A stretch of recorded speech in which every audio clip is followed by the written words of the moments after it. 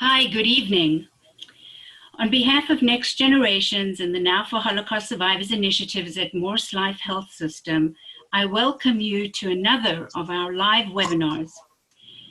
We have 180 people registered for this evening's webinar.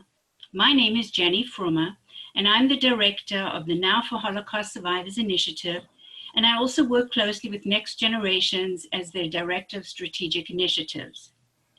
A few words about your host organizations.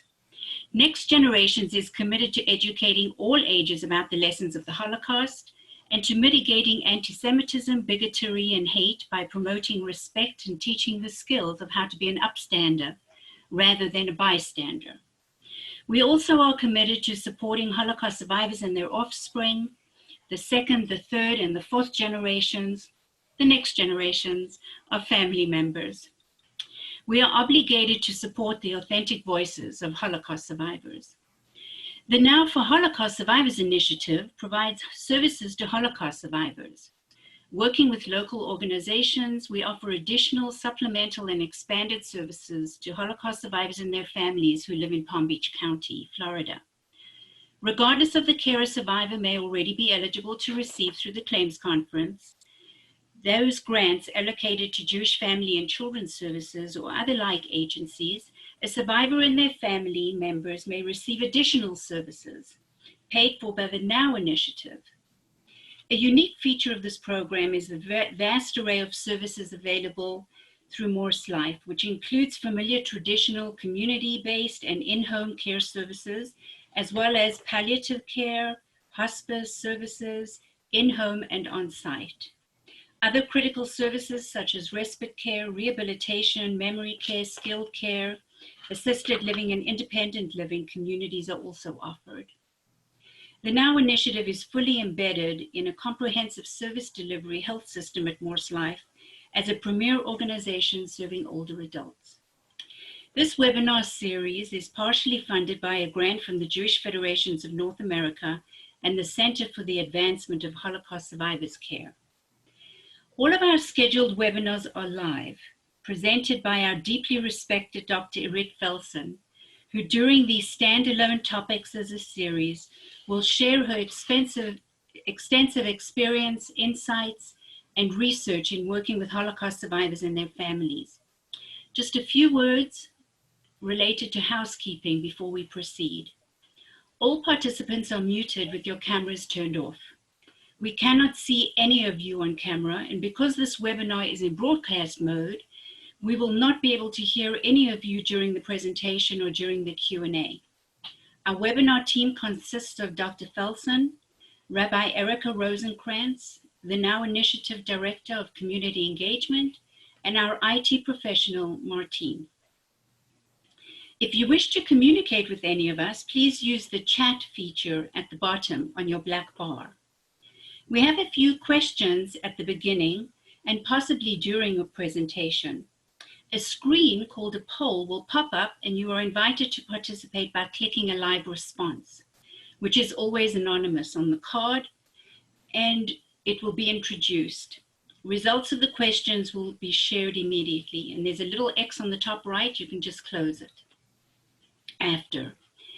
As for today's format, Dr. Felsen will present for 55 minutes, after which I will facilitate a Q&A session for about 15 to 20 minutes. Please type your questions anytime during the presentation in the QA box, which will open when you click on the Q&A icon at the bottom of your screen. The webinar will be recorded but will not be available until the end of the series. If you have requested information on continuing credits, CEUs, you will be contacted individually and directly. You will always receive an email with a link to an evaluation after the webinar today and other webinars. I urge you all please to respond. Your input is important to us and could help inform us of changes we may need to make in future webinars during the series. Even if you have participated in other webinars, please respond to the survey. It will only take but 2 or 3 minutes. Dr. Felsen's bio, along with all the other presenters and facilitators facilitators in the showcase of events is available on the Next Generation's website under the Events tab. If you have registered for any additional webinars, you will receive a confirmation email from Rabbi Erica Rosenkrantz, which will also include in the subject line the title of the webinar. This email link you will receive is unique to you. So please know that if you do share a Zoom link to any webinar, if the other person or others to whom you have shared this link with sign on before you, you will not be able to access the webinar. It's one link for a single participant. It's how it works. So welcome to you all. I have a special shout out to colleagues from Jewish Family and Children's Services and also from the network of Jewish Human Service Agencies. And now it gives me great pleasure to introduce my friend and colleague, Dr. Irit. Thank you very much, Dr. Frumer. It is my great pleasure to be here this evening with all of you. I am very moved by the fact that we're all together, 180 participants, and we'll just start. Thank you very much to Next Generation and to JFNA for making this possible for us. So we will start by a couple of questions that are really very interesting for us, like this one. Please describe who you are so that we'll know who joined us this evening.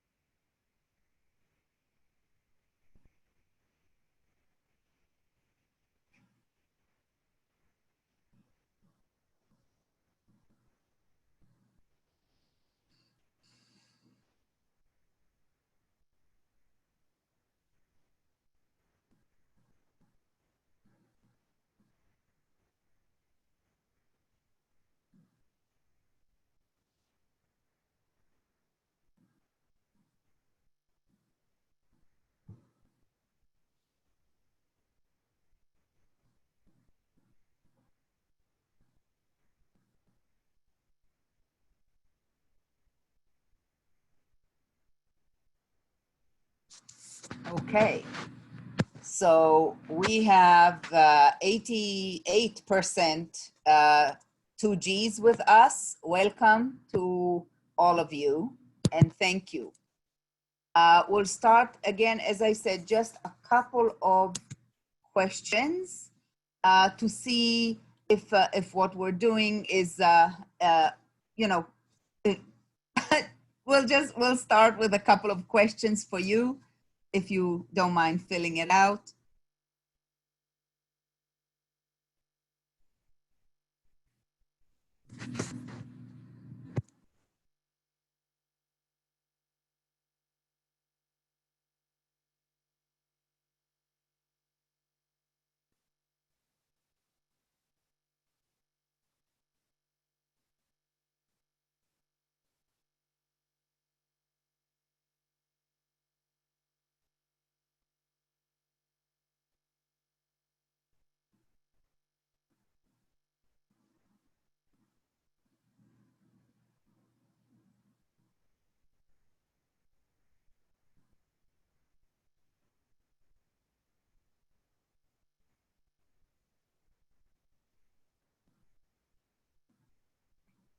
Okay, so we have a pretty sophisticated group with us this evening who understands that resilience is really a very complex and multifaceted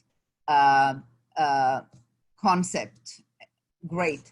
We have only 2 more questions before we get into my presentation.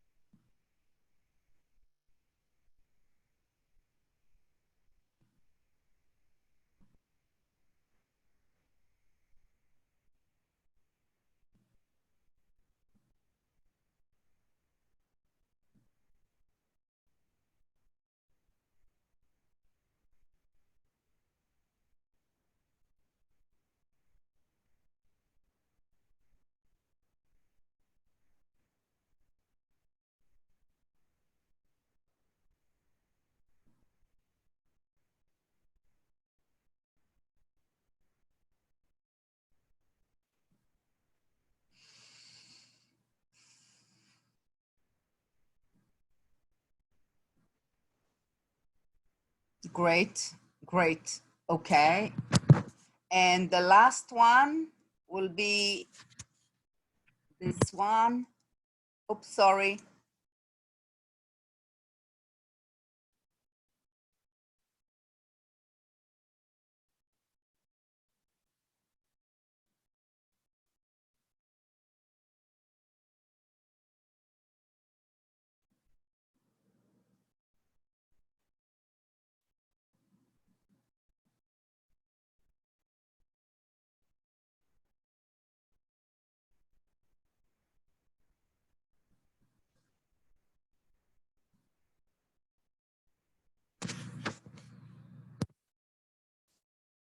Okay, great. So as you can see, oops, okay.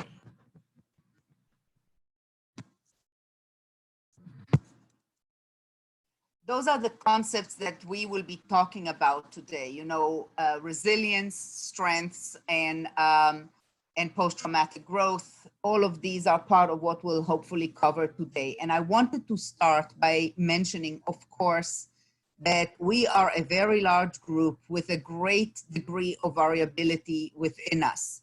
And it was beautifully put by Judith Kestenberg when she described the population that she looked at, children of survivors that she interviewed for her research.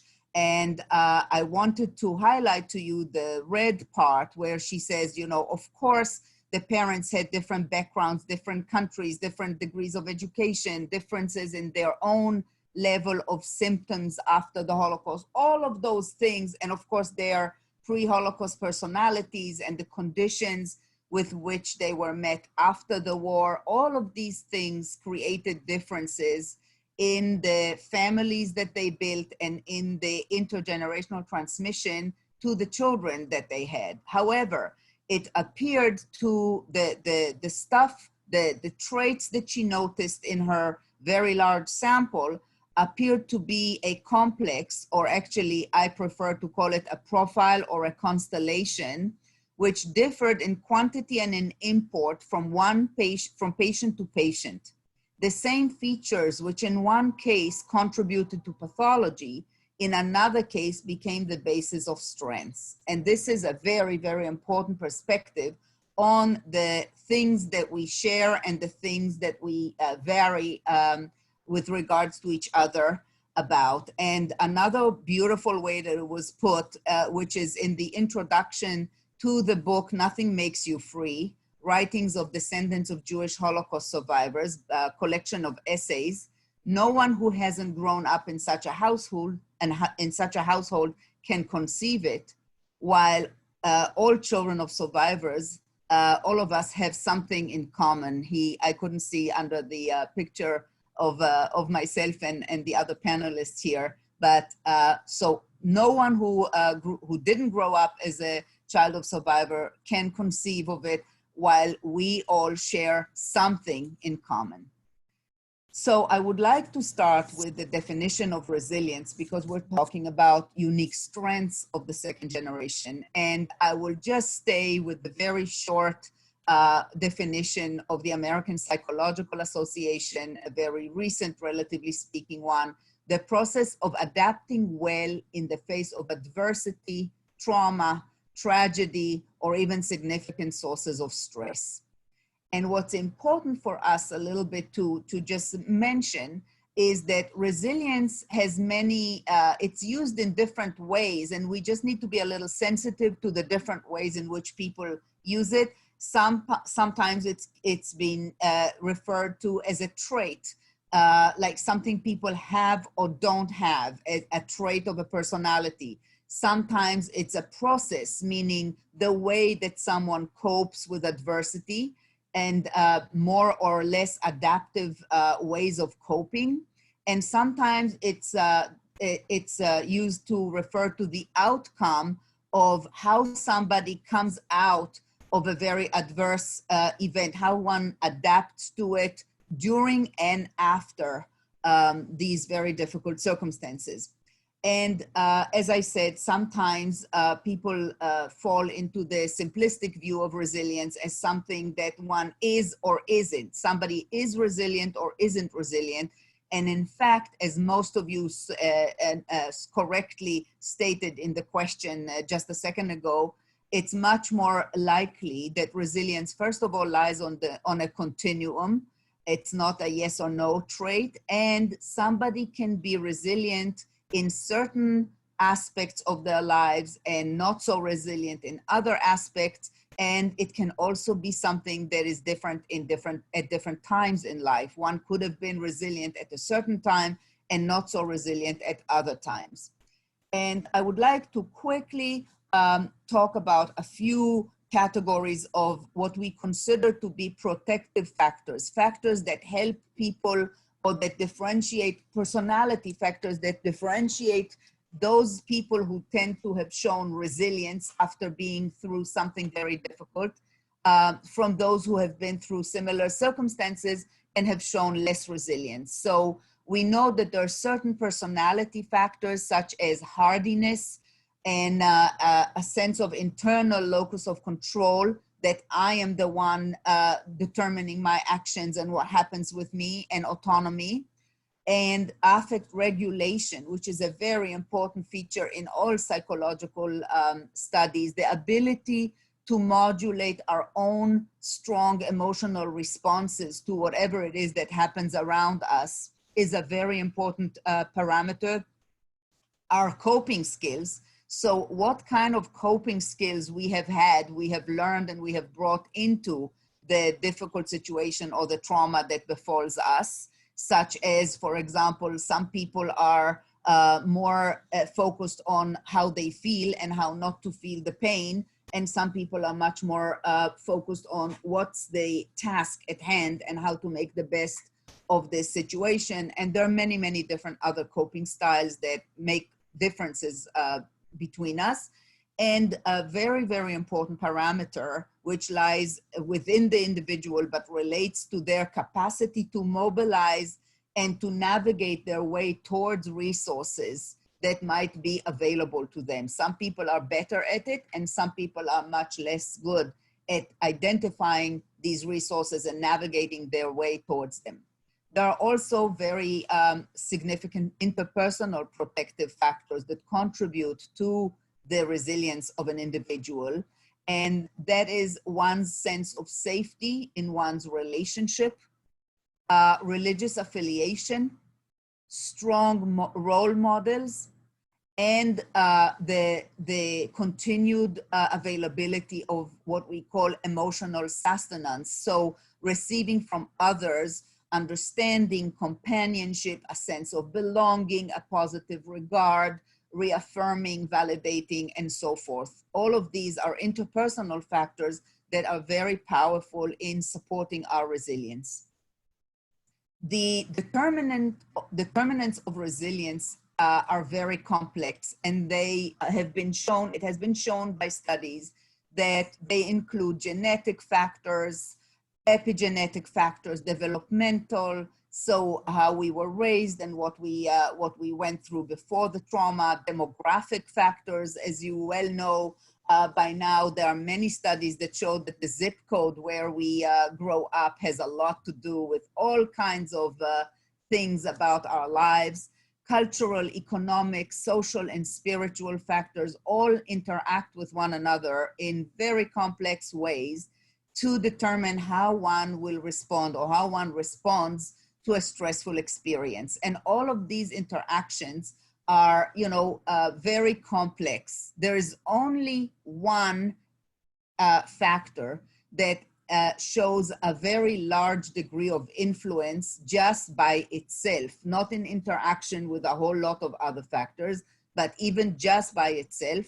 And that is the factor that has to do with childhood protective attachments, and the relationship we had growing up with at least one adult who was functioning well enough and was protective. That is a very, very powerful factor that has more influence than many others in and of itself, as shown by many studies. There are also other factors that include the motivation to learn, to grow, to adapt, and hope. All of those are important factors as well. And these days, which is, I think, a great advance or progress in the understanding of resilience, we also understand much better that the resilience of a particular individual, a family, or a group is very, very much not just something that characterizes this particular individual or family or group, but is really related to the way that they are embedded in the wider environment and to that environment around them.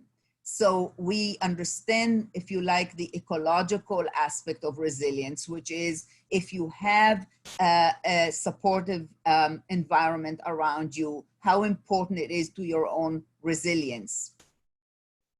And we also have the related concept that is also very important for our discussion of the unique strength of children of survivors, which will come as we just review quickly these concepts, the concept of post-traumatic growth, which is really the outcome of the stress. We cannot speak of post-traumatic growth without having, without the person having gone through a trauma, just like resilience. And it's really the emotional struggle.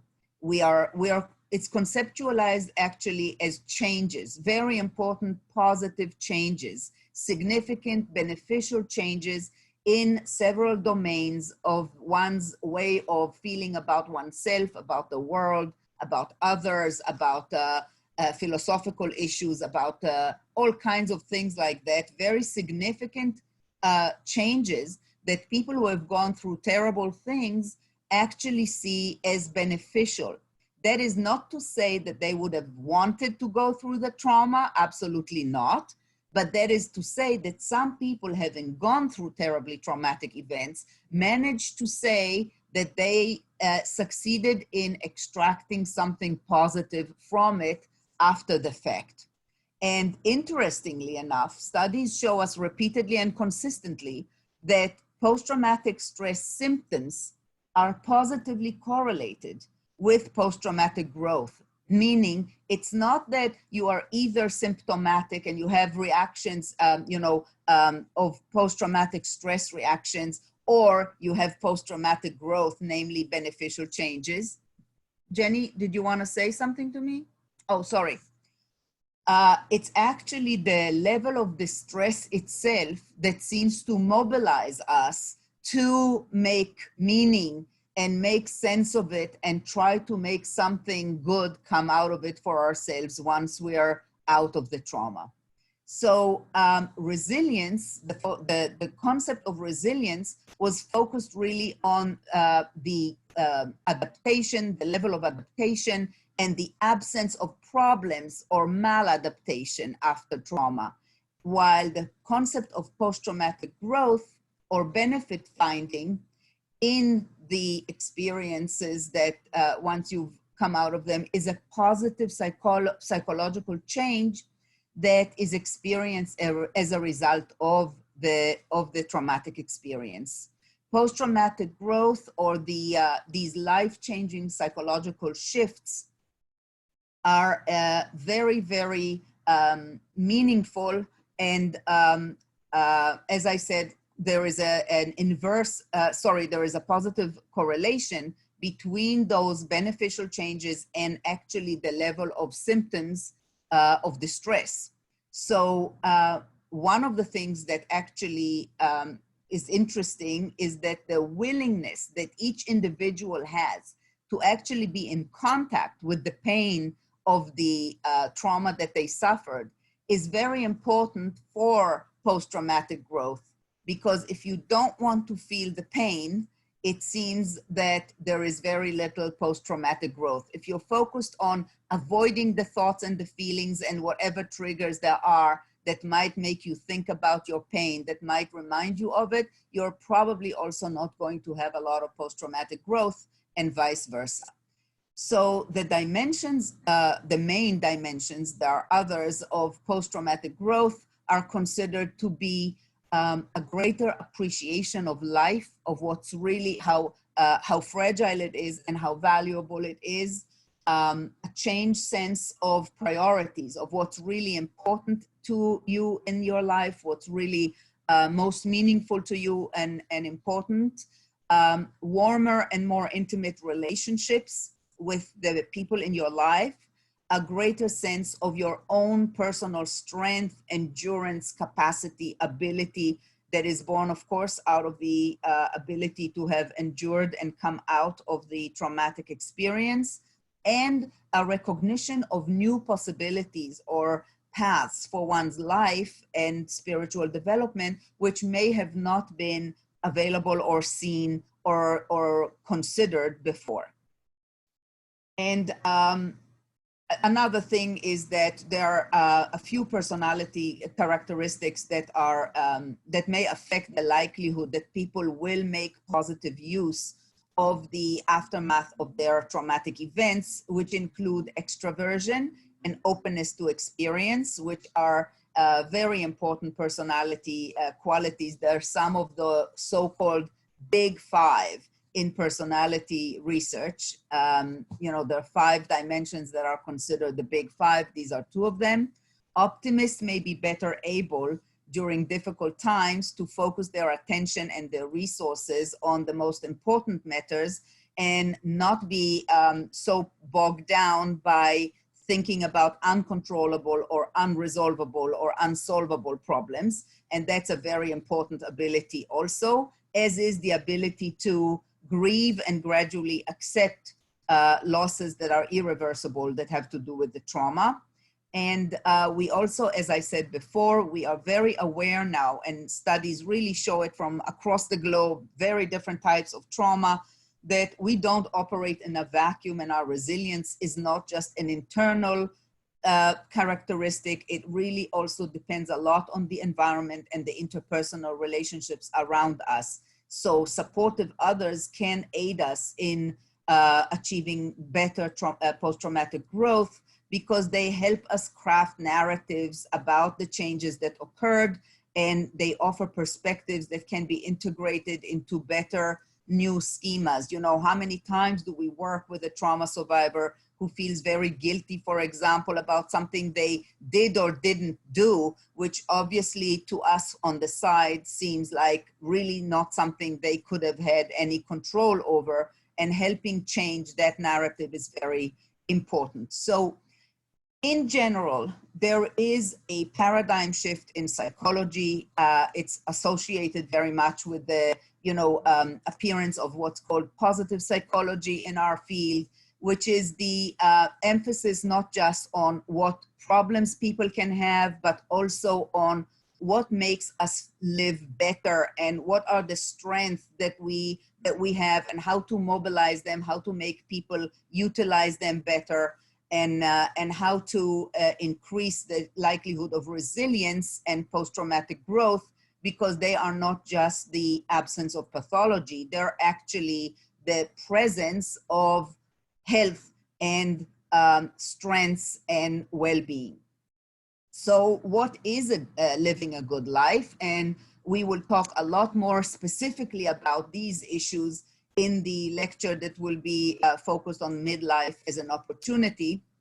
But I will just say here that empirical findings show us that the pursuit of meaning and engagement, or what's called eudaimonic well-being, is much more robustly associated with higher life satisfaction, lower depression, and better physical health in comparison to hedonic well-being, which is the pursuit of pleasure.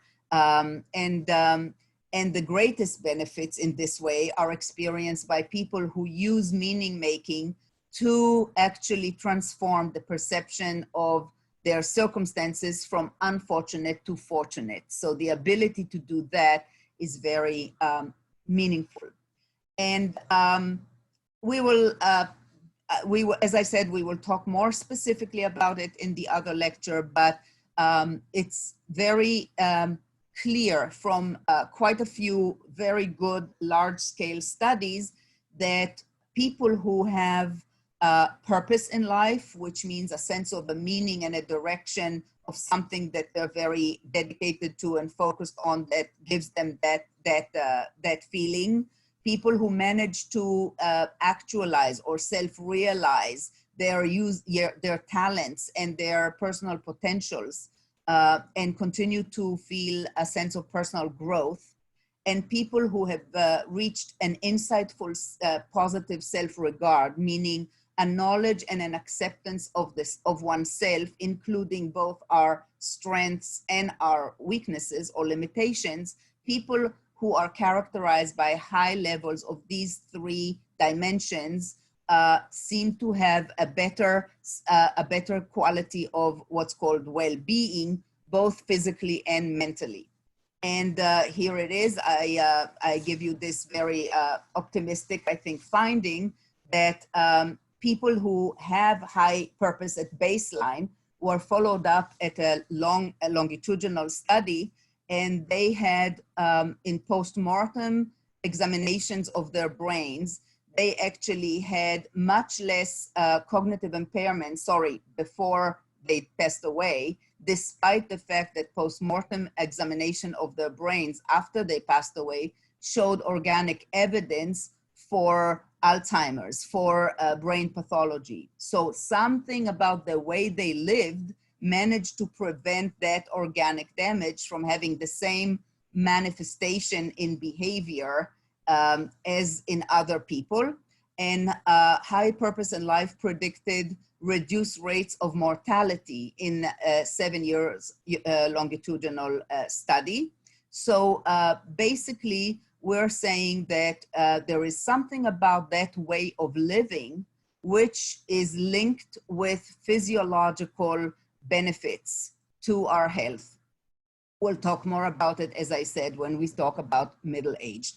And this is just to all of you who are so interested in the epigenetic aspects, and does epigenetics of children of survivors predetermine how we will do? Well, it actually seems from some of these studies that I just quoted that how we live actually might influence the expression of our genetic DNA, also in positive ways, not just in the negative ways that we hear about when we talk about the epigenetic impact in children of survivors. So high hedonic well-being might be associated with certain things that are associated with upregulating pro-inflammatory genes and other things, whereas high eudaimonic well-being predicts better biological regulation of all kinds of stress hormones and inflammatory markers. So again, the way we live impacts perhaps also in beneficial ways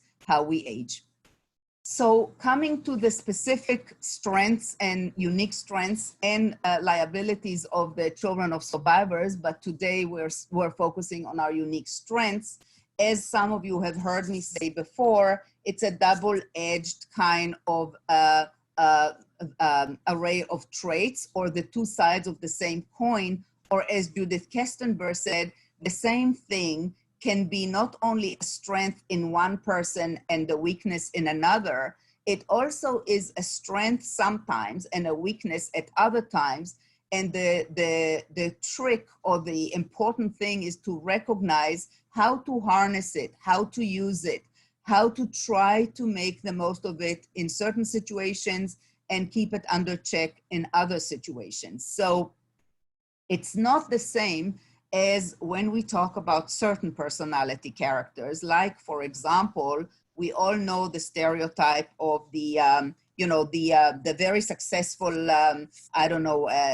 scientist or accountant who is very, very good with the numbers and very, very good with the science and with logic and with analytic thinking, but very, very poor in social and emotional intelligence and in aspects related to that. In our case, it's not separate, different strengths and weaknesses, but the same strength, the same trait, depending on how rigidly it manifests itself, can be a strength or a liability. So let's look at some of the particular strength that I wanted to mention to you. That is not to say that this is all it is, but I chose some that I think are very central. So first of all, I do think that many of us have a precious perspective on life, which is actually related to our very, a real understanding of the fragility of life. And that is actually something that, as you heard before, is one of the aspects of post-traumatic growth. It's consistent with those domains that we see changed in many people who have gone through trauma, a certain very acute appreciation of the beauty of life and the preciousness of life, and to see more clearly one's personal priorities in life. The other strength, the second one that I wanted to put here, is our preparedness for disaster. We are always prepared and alert for all kinds of possible negative events, and it can be a tremendous resource. So I wanted to give you, first of all, if you are interested, since I have given quite a few groups for second generation on Zoom, interactive groups since the beginning of COVID, where people could interact with me and with each other to talk about our reaction. I'm quoting here one of the participants who put it so beautifully. "I am the canary in the mine," she said, and that pertains to this strength. She said, "I'm the one who always notices earlier than others what can go wrong, and I try to warn others and alert others, and I'm considered the alarmist many times, the neurotic alarmist. And at the same time, it is, of course, a great asset in certain situations. It is also, of course, a liability if you can't relax and you're always scanning for what might go wrong, and you're always the alarm system that's scanning the environment for danger. However, I put here a lot in brackets to tell you about a personal example. I think I was 14 years old, maybe 15 years old, when I went with friends to Eilat for a few days vacation. We were pretty independent and free roaming in Israel when I was growing up. Things have changed a little bit since then. So we went, we hitchhiked actually. And so I hitchhiked with a couple of friends and someone gave us a lift in his car, and he was alone, and we were talking to him. It's a long drive relative to the size of Israel from Jerusalem to Eilat. And then we stopped at a gas station at some place on the road, and we met by chance another group of friends who were driving with their own Jeep. And they really asked us to join them. They were, I think, I don't remember how many of them were in the Jeep. They had room for us. They asked us to join them, but we were nice girls, and we said, no, this guy is alone, and he gave us a lift, and we don't want to leave him here, so we'll just join you in Eilat. We'll get together in Eilat. We were all on the way to Eilat and not far from it already. And we all got into the cars and started driving, and all of a sudden, right in front of us, we saw the Jeep fly up in the air and roll up and fall on the side of the road. And one of the girls in the Jeep was killed. And as I say, it was a long time ago. Eilat was barely paved. All the big, beautiful hotels were not yet in existence. The policemen in Eilat did not speak English. I spoke very good English. And what I did the entire night was translate the testimonies of all the people from English. They were English speaking, the friends, to Hebrew, and take care of all the other people who are in shock. And as I said, at 14, 15, I already had basically the training for disaster intervention from our legacy. So there are, of course, great strengths involved in this kind of preparedness. And those strengths are what we're focusing on today, where we will talk a little bit more about the two-sided aspects of it when we talk about intergenerational transmission. Another strength is our capacity for self-denial, which we have a need to be sometimes very self-denying, frugal, conserving of resources, even if it's really not called for by our financial situation or by the whatever situation we're in. Maybe it's not necessary to conserve, I don't know, those plastic bags or whatever. And that's true of us way before we became cool and environmentally aware. That's just something that we had from home, that we don't throw out food, we make something else of it, we don't throw out that chair, we try to fix it, all kinds of things like that, which were way before, you know, everybody else thought that it was cool to do, as I say. And sometimes it may seem irrational or even stingy by other people who have not had the same upbringing. But for us, it is often actually an expression of our identification with our parents, our guilt even, and our need to be loyal to those people, our parents and their family members, who didn't have it so good, who didn't have it so easy, who suffered so much. How can we be so wasteful, so take it so easy and make ourselves so completely comfortable or indulge ourselves so thoroughly when we come from people who worked so hard for everything that they have? And the strength in it is what I put there in the story of the Mama Liga, which is a story that my mother told me about her grandfather, who worked as an accountant for a very rich Paritz in Poland, an aristocrat who was very, very wealthy.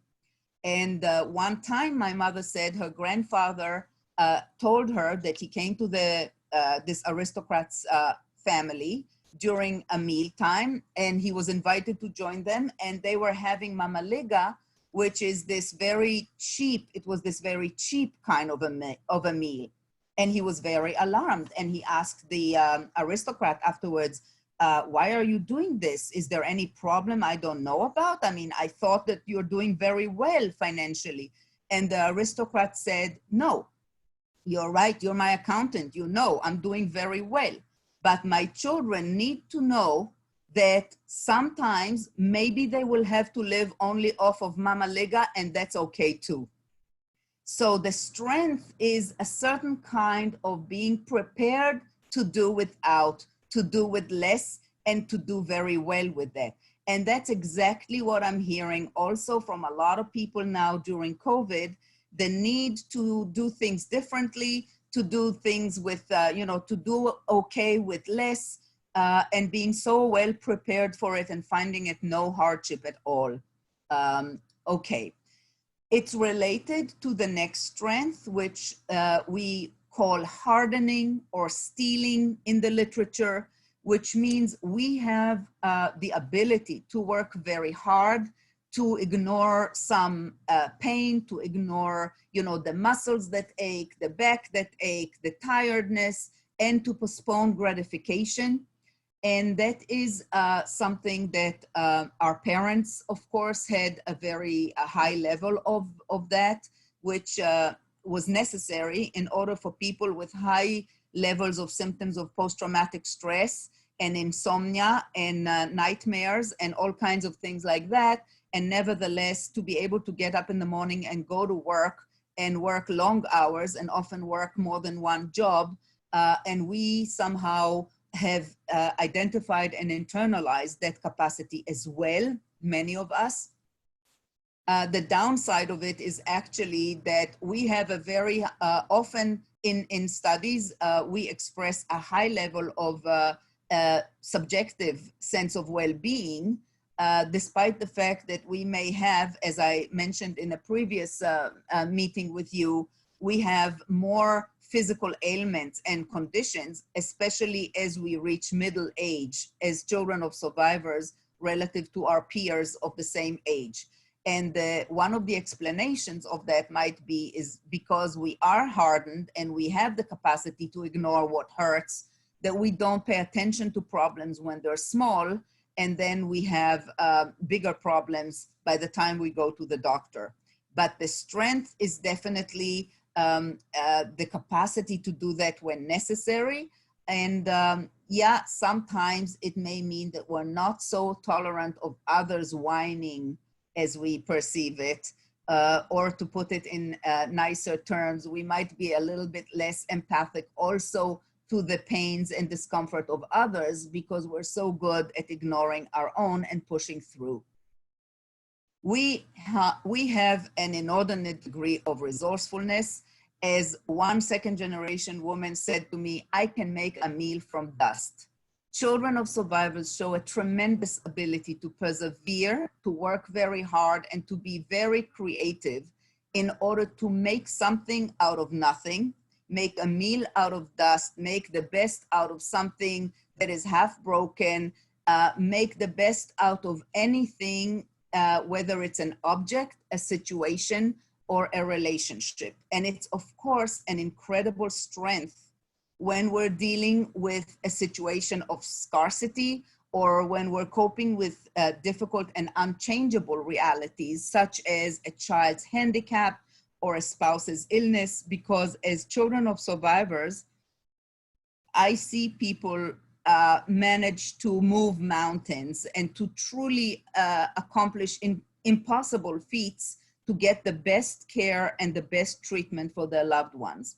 However, it can be a little bit problematic and even detrimental when we apply the same tenacity to situations that are not such that we can get out of, that are not actually best to persevere in, such as a very bad job, a terrible boss, a bad friendship, even a bad marriage. Sometimes the better strategy in life, not under traumatic circumstances, is to just say, I've had enough. This is not good for me. This is not working for me. I'm out of here. We're not so good at doing that sometimes. Work and succeed in the service of others' needs. That's something that is very, very curious, because many children of survivors tell me that they had a very hard time finding their own personal goals and their own direction in life. And that's, in my opinion, something that is very much related to the fact that we were so profoundly oriented towards the needs and the emotional state of our parents, and what would cause their anxiety and what would they like and what would they not like, that it became a way of being with ourselves and in the world. It became, we didn't really have the opportunity and the opportunity and the training while growing up to really actually turn our attention into our inner compass and think, what do I like? What do I want? What do I feel like doing? So it's a problem in that sense, but it becomes an amazing ability to put all of our talents and all of these amazing strengths that we have, the competencies, the perseverance, in the service of someone else's needs. That someone else can be a husband, can be our family members, can be the boss or the organization for which we work, and we can do amazing things. Sorry, I'm sure you heard that impatient person who made with the car alarm out there. It can mean that we can move mountains again in the interest of the organization or the boss or our family member for whom we do it, but not so much for ourselves. And this trait is particularly so in daughters of survivors. So I think that it's a very interesting trait that is related to the fact that doing something that is in our own interests, following our own needs and our own best interests, is something that very quickly or very potentially triggers our guilt and our fear that in doing so we might hurt our parents. And it again becomes a way of being in the world. But because we do have such an innate, inherent motivation to do good, to do the best, and to make the most for our parents, that is something that we often important to other relationships, later contexts, work context, and so forth. Another thing is the profound need to humanize the other. So we are acutely aware of the inhumanity that lives in every other person and the potential for aggression in every other. And we show a profound need and a profound capacity to humanize every interaction, every other, in a way that often goes way beyond the expectable behavior towards, I don't know, that bank teller, that clerk in the government office that you went to get something arranged, that woman who sits across the desk from you at the DMV. We have an inordinately good capacity to find something personable to mention, to comment about, whoa, what a beautiful brooch, what a beautiful color, your nails are painted, notice something, give a little gift, give a little smile, and reach everybody, especially those in roles, formal roles that we come across, reach them in some way that humanizes them and humanizes the relationship and makes them so different from the relationship of the person ahead of me in the line and the person behind me in the line with the same clerk.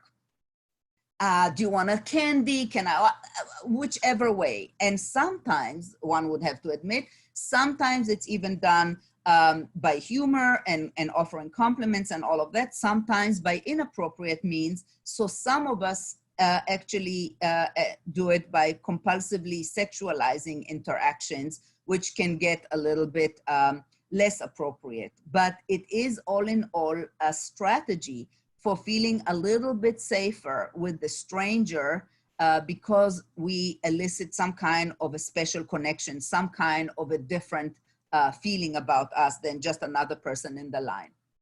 This strength, the strength of empathy, is something that we have been trained in from a very early age. The empathy towards our parents, the capacity to sense where the other person is, to feel their emotional state, and to be very sensitive to changes in their internal state. So we are really trained empathic helpers from very early on. And that is obviously a strength in many ways. It's also one of the reasons why we are so overrepresented relative to our numbers in the general population, why we're so overrepresented in the helping professions of all kinds. But it leaves us extremely sensitive to perceived empathic failures. So when we fail to elicit the appropriate reaction from the other person, a connection, a sense of being attuned and being on the same page, we are very, very sensitive to it. And the sensitivity can manifest simply in being extremely hypersensitive to such situations, feel very offended, very sad, very upset by it, to an example that I'll tell you about this person who was a businessman, and he prided himself on being able to always strike a special connection with his clients and get to, he called it a win-win.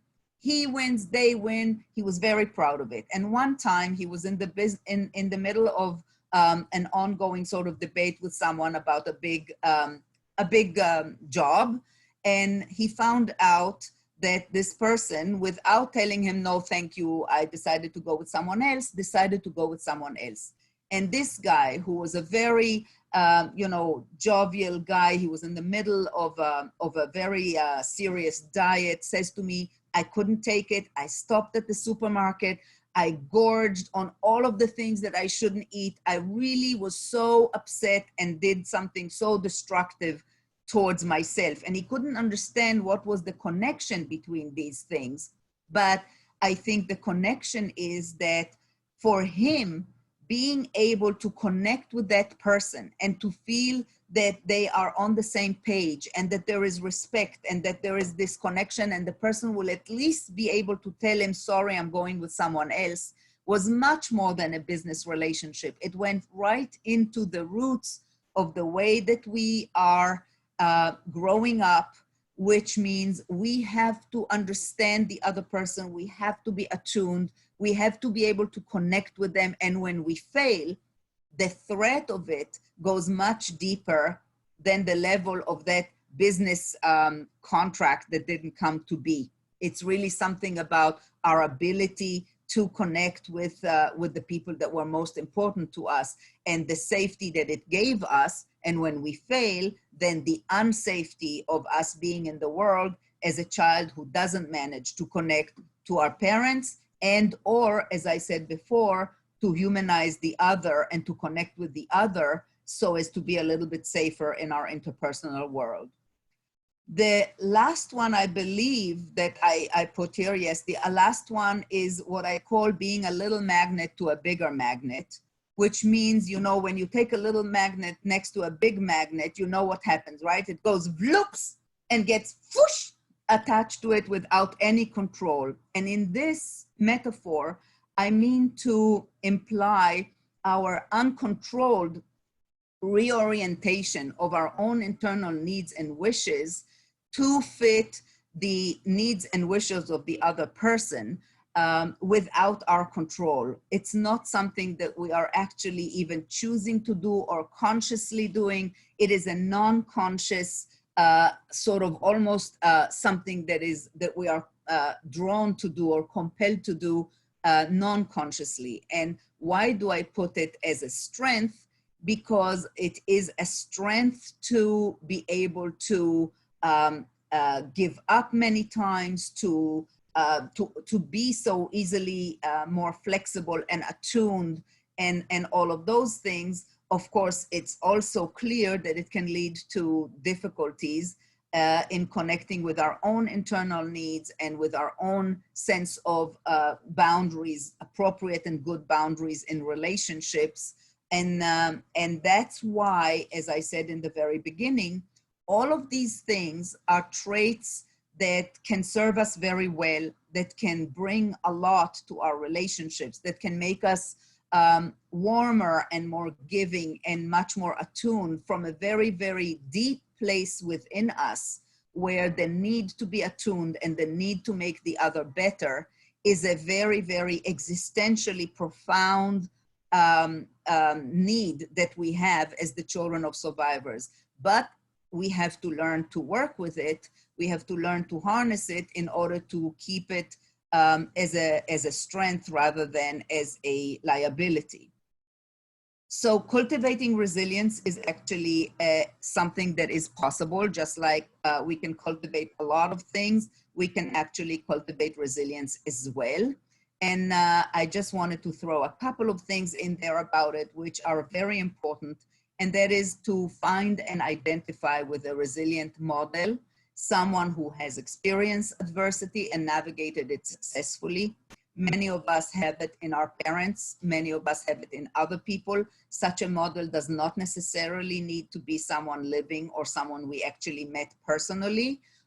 It can also be other figures that we come to know well through their writing, through their lives as they are portrayed elsewhere.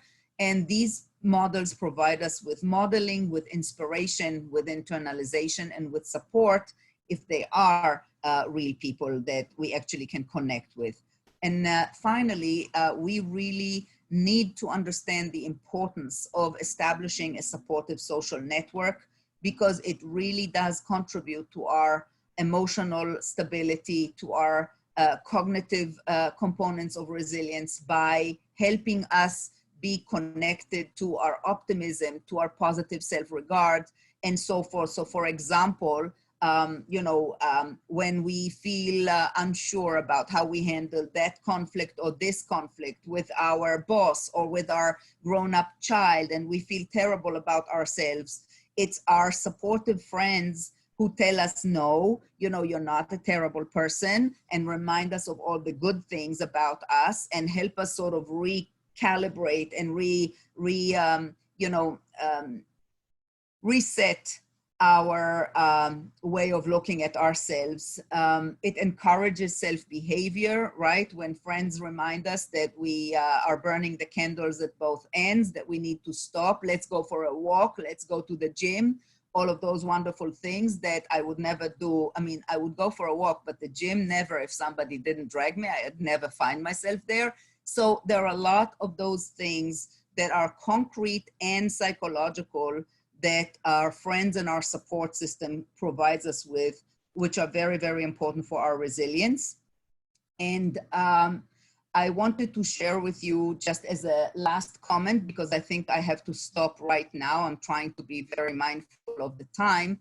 My very, very loved and admired role model was my mother, who at face value, she had, as a survivor, as the sole survivor of her family of 7 siblings and her parents, she had many, many of the parameters that in research are considered to be associated with the worst outcomes in survivors. And yet she was the most optimistic, positive human being I ever came across. And the older I get, the less I understand how she could remain this way after what she's been through.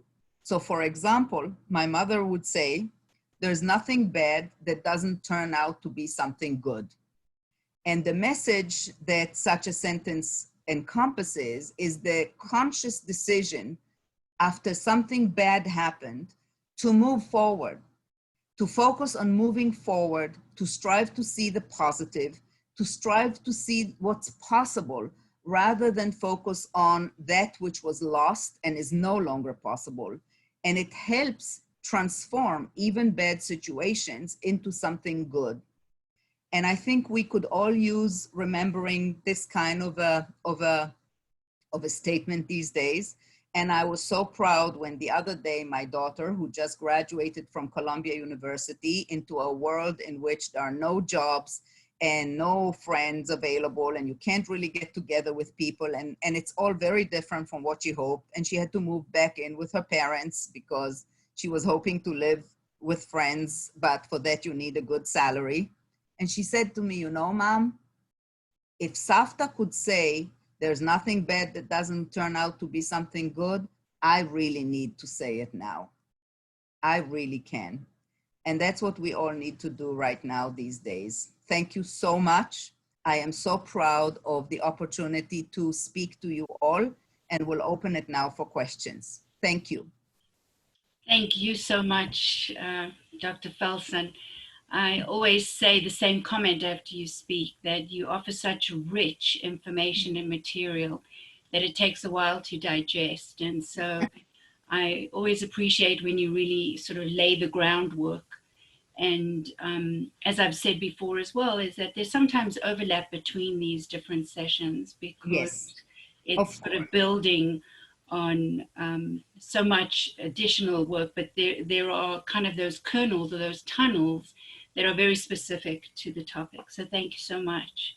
Thank you. Thank you very much, Dr. Frumer. We do have a few questions. You sort of ended up saying about, especially in times now, thinking about the pandemic and also what you see on TV with people, you know, in riot gear and lots of crowds. When you were talking about, one of the questions is when you were talking about the sort of well-being, the question is, how do these concepts of well-being impact the current, quote, trauma of the pandemic with our older adults today? Can you repeat the question? How do the concepts of well-being that you were talking about impact what people may be experiencing today in terms of current trauma related to the pandemic? So the concepts of well-being, I imagine the person is referring to purpose and meaning, and those concepts. I can go back to it if you would like, just quickly. The question did come up while you were talking about that. Right. So how does that relate to, again? Yes, how it relates to what people may be experiencing today with the pandemic. Well, you know, it's really about the it just makes it easier for us in a way. You know, when we know what we need to focus on, it's easier for us than searching for it in a more you know, in a vaguer way. So if we know that having a purpose, something, a meaning, a direction is good for us, and that using our talents and our whichever they are in some way that is useful, that gives it a chance to gives us a chance to use our talents, to use our potential, even better if it's sometimes in the service of something a little bit bigger than ourselves. But regardless, just being able to say, I need to think, what am I good at? What are my talents? What can I do right now that will make me feel competent and creative, that will make me connected and give me a sense of flow, as it's called in positive psychology, that sense of being immersed in something that you really love doing. You know, I have a patient whose husband is 93 years old, very frail, very ill, and she's an artist. And she says, you know,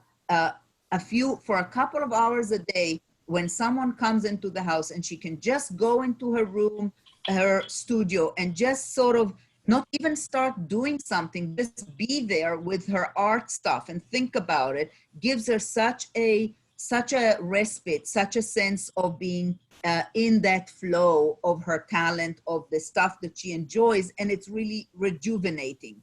So we need to look for some purpose, something that we can engage with, that we can do in this time, something that gives meaning to our day, to our life, whether it's, you know, sending 100 postcards to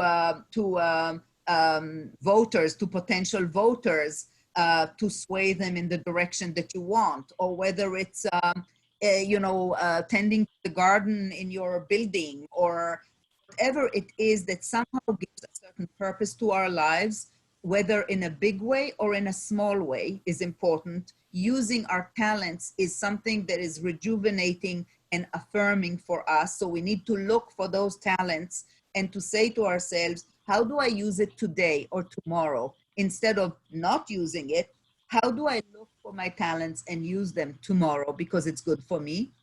And how do I increase my insightful, positive self-regard, meaning, you know, this is a difficult time and we are cooped in together with our loved ones or with ourselves. And in these circumstances, we really need to use the best insight and reflective thinking we can to recognize what our liabilities are. Do we tend to bore into ourselves and sort of get disconnected from people? Do we tend to go a little bit in the depressive direction?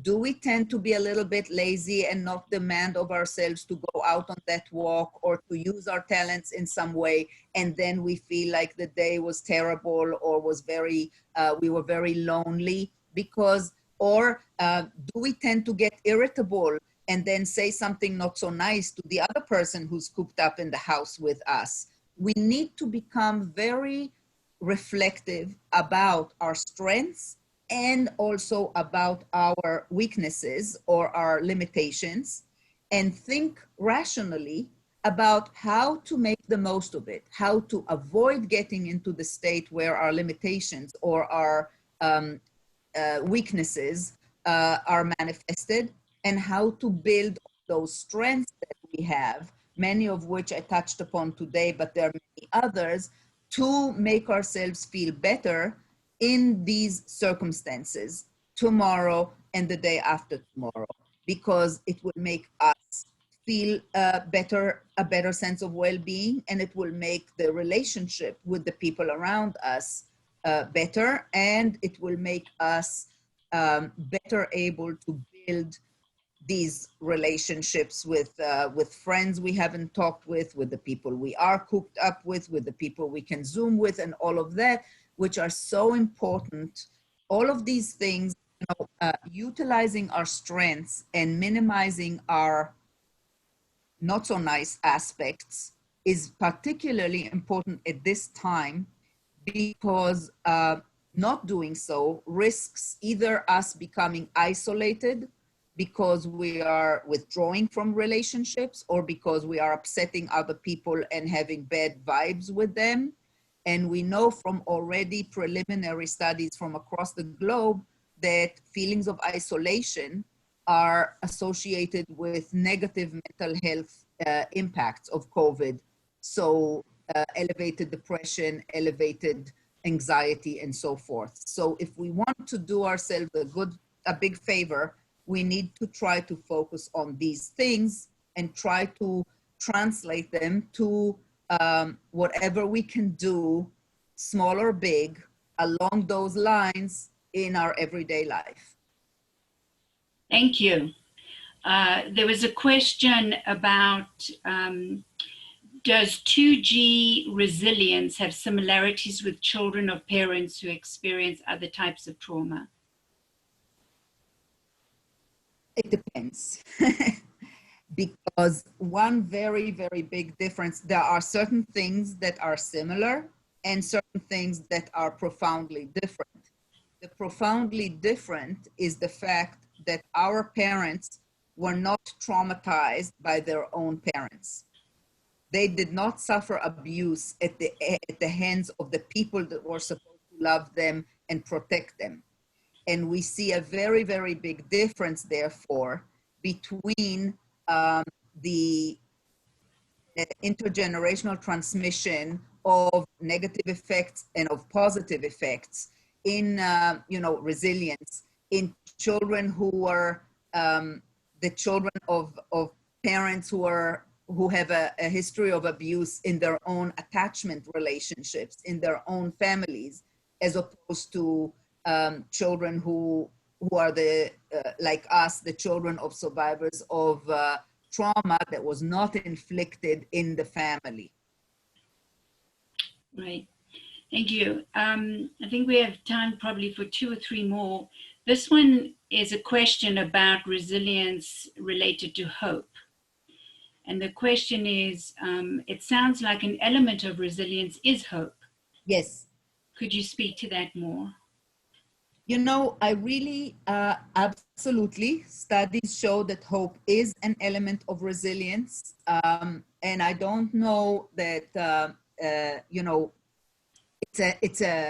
it's a trait. It's something that some people have apparently, and some people don't have. And as I said before, those determinants of resilience, meaning what makes somebody be able to be hopeful in the midst of a difficult situation, whereas the next person near them is not, those things are very complicated, all of these factors that contribute to it. And we don't yet have a clear algorithm of how these things work. We do know one thing clearly, and that is that people who had a very secure and warm and safe relationship with their caretakers when they were young, primarily parents, yes, when children have a very warm and secure relationship with their parents, they come much better equipped and much more resilient to their various challenges in life. This is why we call it a secure base. A good, secure attachment in early years gives us a secure base from which we face whatever life brings and puts in front of us. That's the one thing we know. Hope is part of that. Maybe a part of the experience of being from a very early age, of knowing that things will be better because someone is attuned to you, someone immediately does something to make things better for you, someone cares how you feel, someone thinks that you're valuable enough and loves you and thinks that you're lovable. Maybe it comes from there. But sometimes it's truly mind-boggling.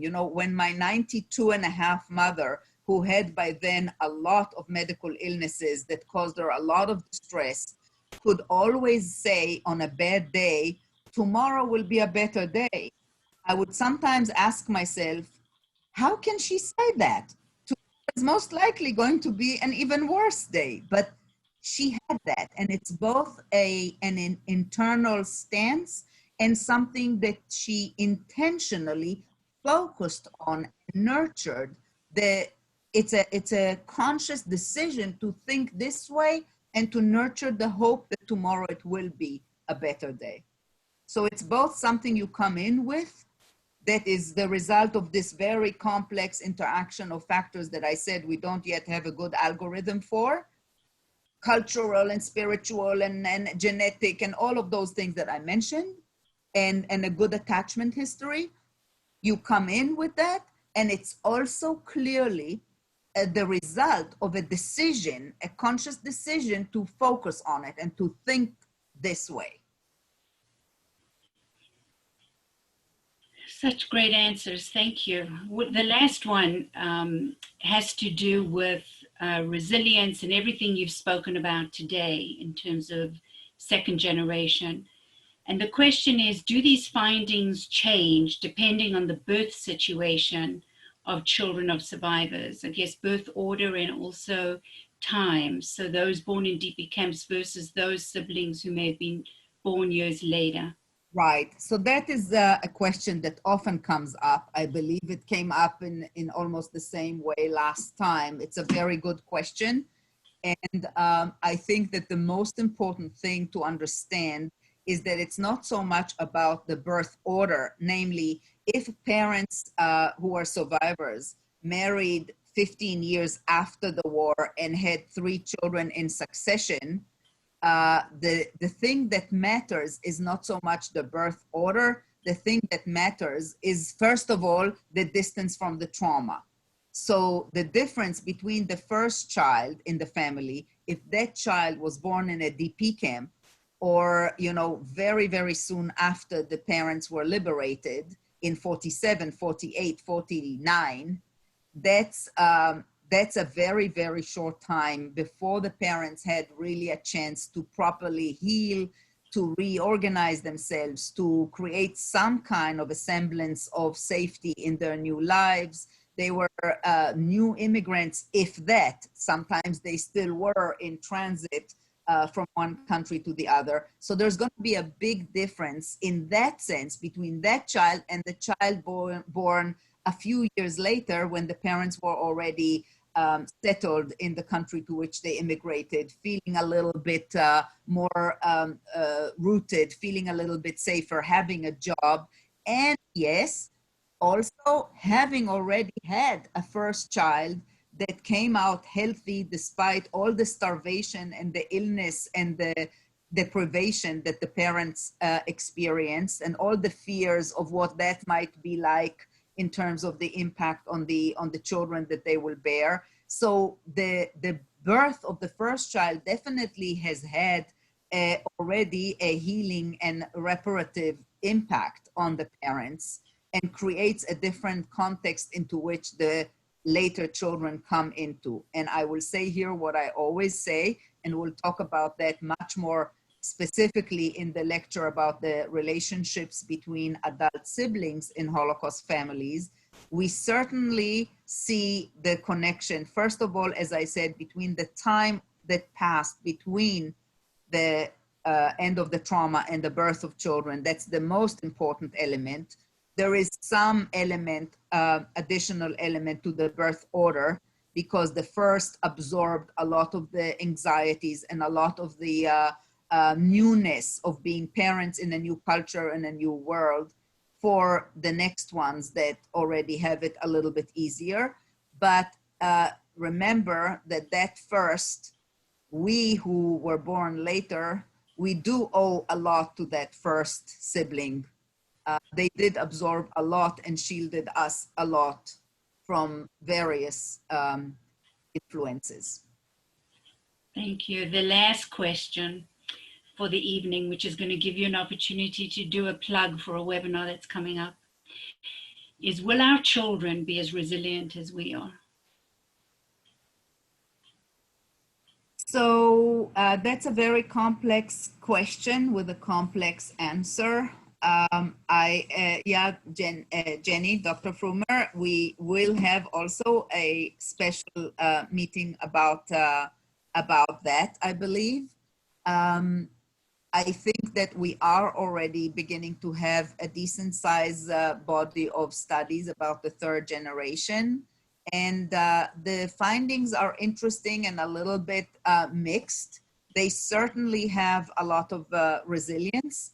They certainly have a very different view of their grandparents that is much, much easier, much more focused on the resilience and the endurance and the strengths of their grandparents, because they can see that from the protected place. They have a relationship with the aging survivor parents who are, first of all, much more healed by now than they were when they were raising their own children. So the children, us, second generation, often had to live with the actual experience of our parents' anxiety and depressive elements in the family atmosphere, or whatever post-traumatic residues there were. The third generation does not have that in their own personal experience of growing up. So they have a much more they emphasize much more the resilience in the story of their family's legacy in the Holocaust, and that's good. However, interestingly enough, there is some indication that the difference between us and peers who are not Holocaust survivors, let's put it this way. Our parents had more anxiety and other post-traumatic reactions than us. We have less than our parents. The difference between us and peers who are not related to the Holocaust is actually smaller than the difference between the third generation and their peers on certain anxiety related measures. So is it that they're more anxious relative to their peers than we were relative to our peers? It's possible, because they're also growing up in a world that is much more, I think, tumultuous than the world in which we grew up. And for them, perhaps the reality of what happened in their family's history might lead to a higher level of anxiety than the anxiety that their peers are experiencing in light of the world events that they're growing up with, September 11th and onward, this new world. So Dr. Felsen, thank you so very, very much. There are many more questions and many more comments, some wonderful comments about you, quote, nailing it. And people feeling very comforted by the knowledge that you've shared. There have also been some, what I would call more personal questions, sort of, how do I do this? Or if my parents are. And so I would just like to offer that if you'll go to the last slide, the very last slide, yes, please, we have some contact information there. And so if anyone wants Dr. to, Brunner? yes. I forgot. I just wanted to say that there's a very famous psychologist, Pennebaker, who very much believes in the healing power of writing. And so there will be a few of these exercises, Writing to Heal by James Pennebaker, which we will then send to the participants in a later email after today, right? Yes. Okay. And yes. This is the contact slide. And I was saying that if people, really have personal questions and they want to be in touch, you should feel free to do that, and we can direct you to. Right. And again, like you said before, I would like to encourage everybody, if you have any suggestions or thoughts, because we take it very seriously and we want to make sure that this series will address people's hopes and needs as best as we can. Yes, and thank you very much for all your comments and all your questions. We have the capacity to save them, and we will look at them after the webinar. Thank you so much for joining us. Be safe. Take care of yourselves and all the best. Thank you. Take care. Bye-bye. Bye-bye.